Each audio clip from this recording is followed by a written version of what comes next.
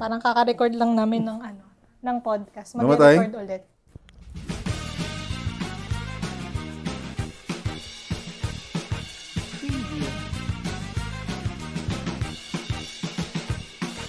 Okay na po sir. So, hi guys! Welcome back to another episode of the pod where we dive into real and honest and raw conversations about work. And today we have a very special guest. Ayan, sobrang bigatin. Sobrang bigatin ng guest natin today kasi alam naman natin. Hindi sir, bigatin. Okay. Sobrang busy niya pero he made time for this and he made time for us. So he's been with UAS for 6 years. 6 years. Yes. He's been in sales before he became the head of marketing. So I'd like to introduce yan, Sir Martin. Hello. Hi, sir. Hello everyone. Hi. Good day, good morning, good afternoon, good night. Pa-lunch break na kasi, guys. Yeah. Ayan. Good morning. Thank you so much again, sir, for being with us. So, always. How are you, sir? Siguro, before we dive into the episode, I'd just like to check in with you, like, how was your weekend? Masayang Monday mo so far? Yeah, so Monday ngayon, I don't know when will this be up, but I had a very busy weekend. So normally, weekends are spent with family, so resting a little bit, so energized especially for today, since I know that I'll be in this podcast. Wow. Extra sleep. Very prepared. Meron pang notes si Sir. Nagpagupit pa ako lahat. Oo. Naalala ko tuloy si Carol. Na-message na rin ako, tuloy ba daw yung recording ng podcast kasi magpapaayos na siya ng hair.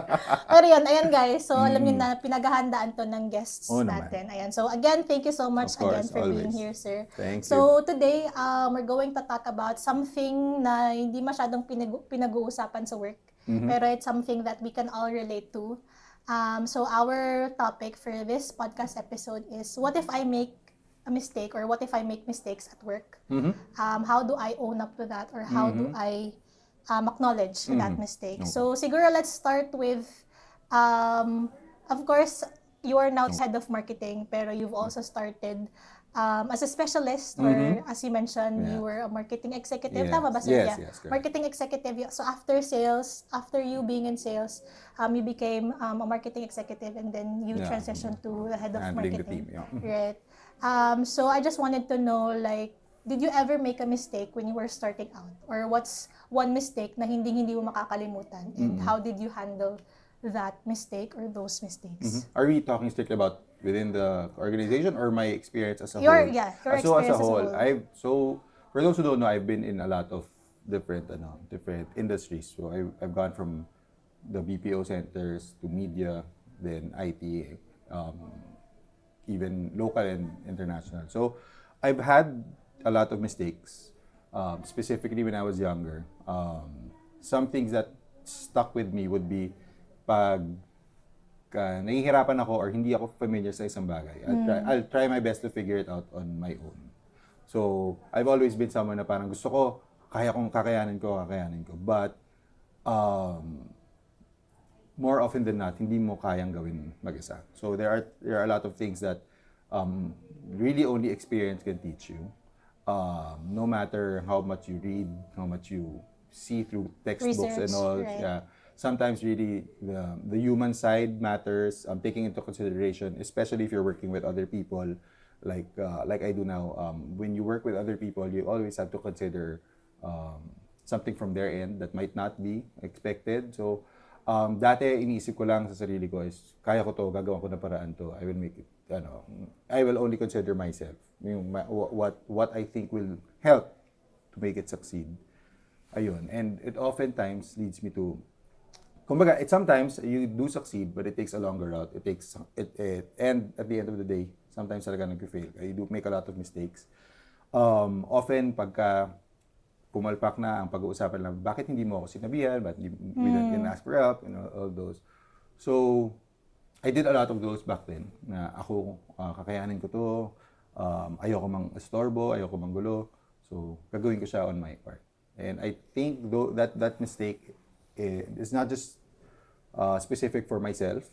It's more on all aspects then. I mean, not just for work, I guess, for personal stuff. Then you need always someone to feed you with information, feed you with lessons ba, or someone who has been there or who knows more something about the topic that you're trying to tackle ngayon. Right. So, sobrang important din to have insight from other people. Perfect, yes. who's more experienced than Mm-hmm. you. And I just also wanted to ask, since you mentioned, sir, na you're used to doing things on your own, or you'd like to figure out things first before reaching out to other people. Is that something that you've already come to terms with, or is that something that you're still dealing with right now?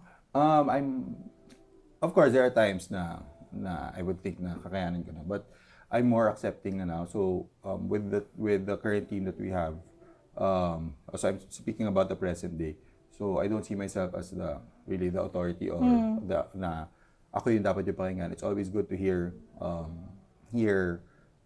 suggestions or something from other people, regardless. Regardless if ka-team ko siya, or even I often ask the L&D team for help. Ganun. I'm very open to hearing what others might say, because I don't feel now na yung opinion ko is the gold standard. Right. Yeah. So yeah, I'm very open to that. So more on discussion. Yeah, very encourage it talaga. I mean, some people don't. You have to approach it in a different way. Some people really aren't really conversational Right. na can give you what you'd like from them, but give them some time. Siguro they'll send it through a text, through an email, or kahit a note lang on iba-ibang channels lang. But ultimately, the goal is to get Talk their about message it. across. Yeah. Right. Right. Siguro ako naman, sir, parang coming from a perspective of a team member. I remember as well, I did a lot of mistakes when I was starting out. Kasi I was previously a talent acquisition specialist, or in recruitment, in my Here previous or no? work. No, Before, okay. sa digital marketing company siya. Really? Oo.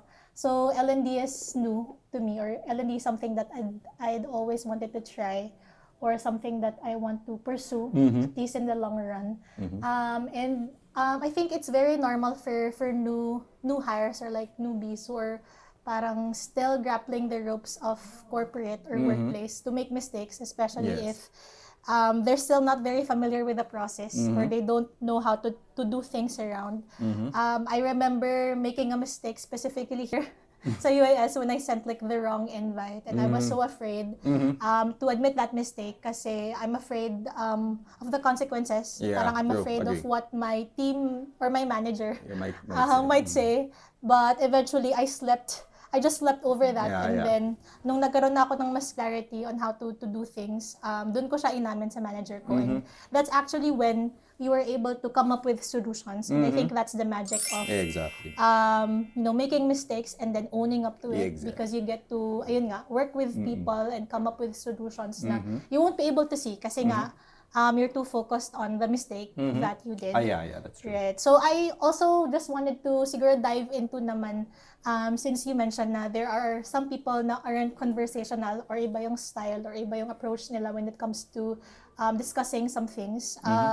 Of course, siguro us, we admit na we can admit our mistakes. Pero how about for those people na who can't admit their mistakes fully? Why do you think it's difficult for them to own up to their mistakes, or acknowledge na, ay, nagkamali ako? Well, for me, past experience, I'm just speaking from experience with people with myself and people I've worked with. It's more on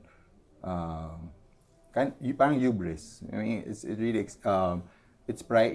You being prideful of what you've accomplished. I mean, regardless kung fresh grad ka or you've come to another work.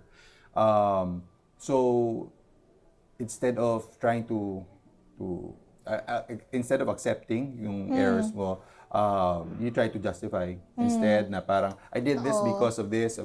So I think it's more on like what you touched on kanina. Some people are really sensitive, or not naman sensitive, really they trying to focus on not putting the blame on themselves, or not having a person put the blame on myself or Right. themselves. That instead of refocusing or pivoting to find a solution together, collaboratively, we end up in the state of ayoko lang masisi ako. Totoo. Parang ganun. So, I think that's where the problem of being accountable starts. Yun. Ayaw lang, ultimately, kasi nga, it might be against me. Kunyari, hindi pa ako regular. So, baka pag nagkamali ako, malagay siya sa, hindi ako regular because of that. When in fact, dito I would say we encourage you to try, and like nga sinasabi ni Sir Goki, is to fail fast. So we don't want perfection here. We want you to try out stuff so that malaman mo kung ano nga talaga, what works or what doesn't. And at the same time, you might discover din kung ano man yung, you might have a better way of solving a problem or dealing with something rather than the conventional. Diba? Totoo. Sabi nga nila ba, failure is the best Yeah. teacher. Yeah. With Agree. reflection. With reflection. With reflection. Yan, tama. If you always do the same mistake, Mistakes, then it's not iba na yun. Iba na yun. Pero I like what you said, sir, na it's really more with being prideful or you not being wanted to be blamed for such mistake, whether it was intentional or not. So, makikita natin na or ma-observe natin na ego really comes into play, di ba? Agree. We always want to seem competent in front of others. I feel like, for me, if I would to also share my experience, I'm also someone who doesn't like to make a lot of mistakes. Kasi I don't want my incompetence to affect other people. That's how I see it. Pero, of course, it's also coming from the fact na we are all humans. Yeah. And we make Exactly. mistakes. Exactly. And I feel like one of the things then na why people are afraid to admit that they did a mistake is because yun nga, yung fear. And then the shame that comes with it. Yes. The fear of consequences of the actions that you made. Kasi, of course, in corporate, diba, you are being measured by your performance. Or everything from your promotion to your salary increase is based on that. And so you're afraid of, such consequences. And you're also afraid of being perceived incompetent by your manager or by your team members. So, and of course, we also have to admit na there is still shame in terms of making mistakes, especially in a space where mistakes isn't fully as accepted. Pero di ba with UAS naman, as you mentioned, it's something naman na we accept or it's something that we acknowledge as part of growth or as part of success. So with that, what do you think are the things that we can do or what are the things that we can do to embrace our mistakes? Diba? How do we do that without justifying, as you mentioned a while ago, without rationalizing, without being defensive? Yeah. So, in line with what you said, very good yung question na yun because I would always think, what I would always picture in my head whenever like I try to air out a suggestion or share my sentiments in a particular discussion is that whoever you're talking to, whoever your superior is, they did not get there by being perfect. So everyone has probably committed the mistake that you've committed, but the difference is how they learned from it and moved on. Maybe snowball effect into being a better professional, better person in the process. So ayun, for me it's more really of acceptance. Just know that everyone does it, everyone makes mistakes. The only I mean it's cliche, but the only difference between those who succeed and those who do not is where they dwell. So ako, if I really ayoko talaga mapagalitan, so tatago ko na lang to.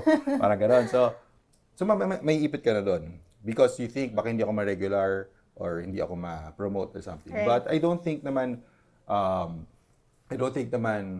here in US, I think in any organization, you get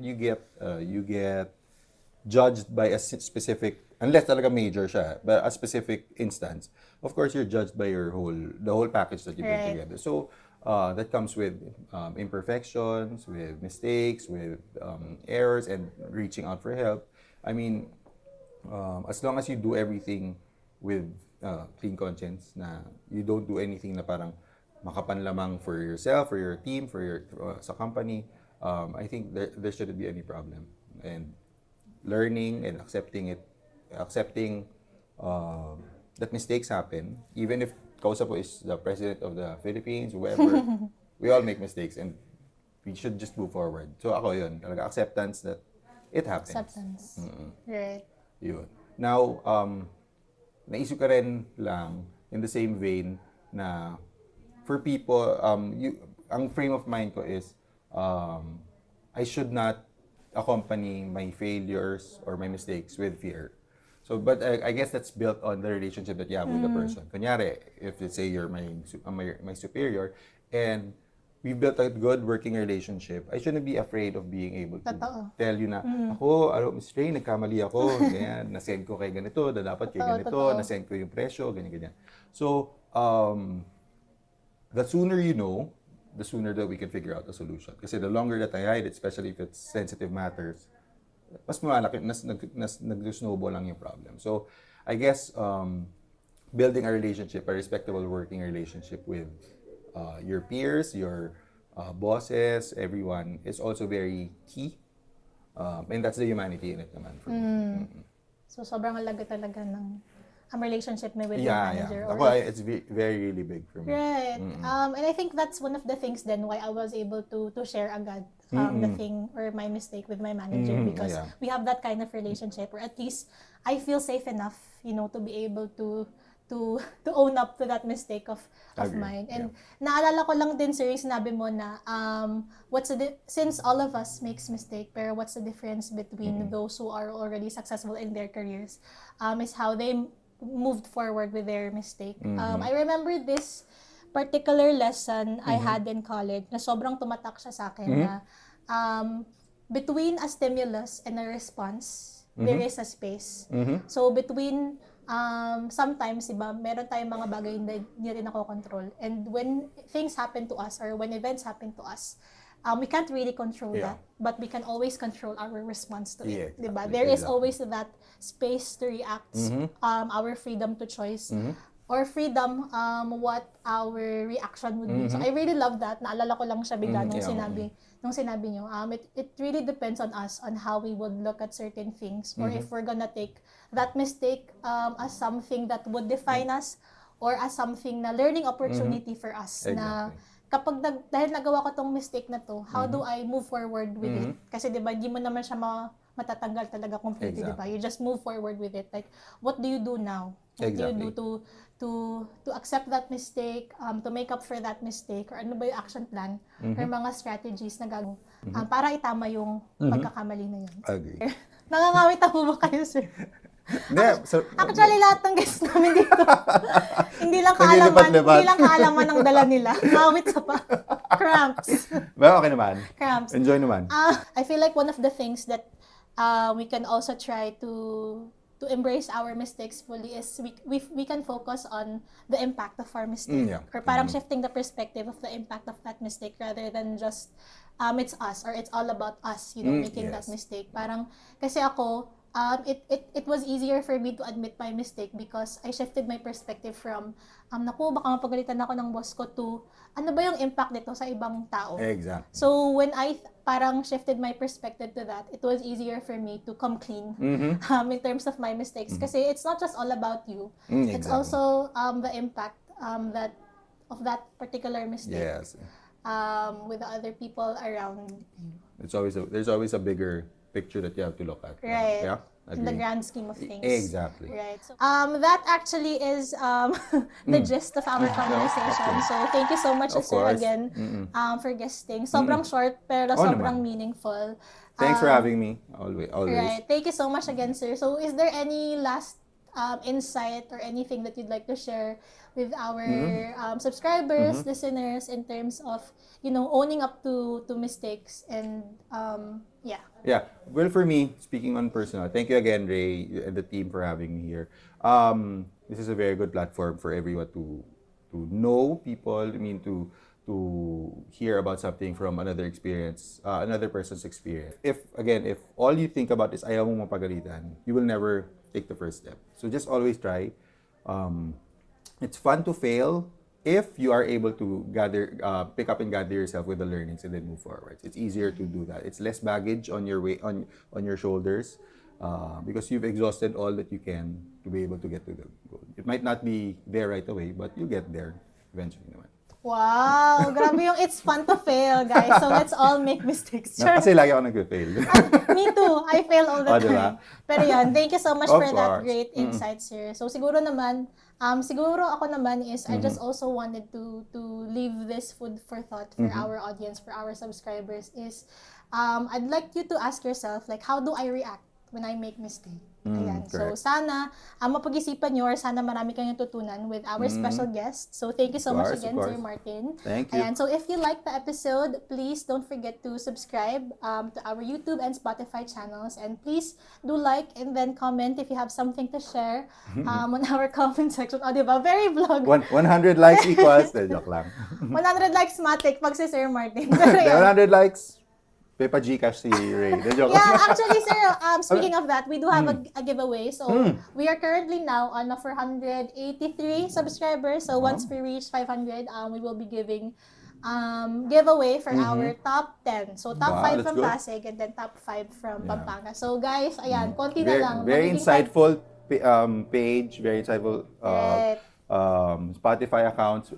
So feel free to subscribe. I highly Yes. highly encourage everyone to Ayan. subscribe. Download nyo pa para lang maalala nyo lagi. Grabe yung download. 720 Ayan, thank you so much again, guys. And bye! Bye!